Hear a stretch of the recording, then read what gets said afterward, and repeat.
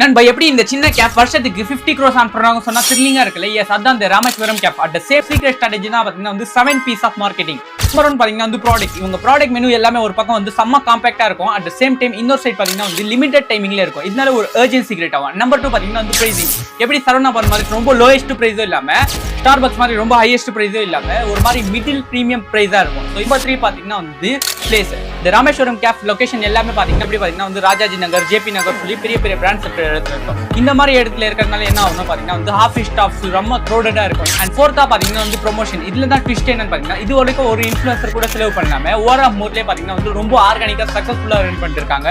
And இங்க வந்து influencer சாப்பிட்டு ஸ்டோரி போட்டாங்கன்னா உங்களுக்கு ஃபுட் வந்து ஃப்ரீயா ப்ரொவைட் பண்றாங்க.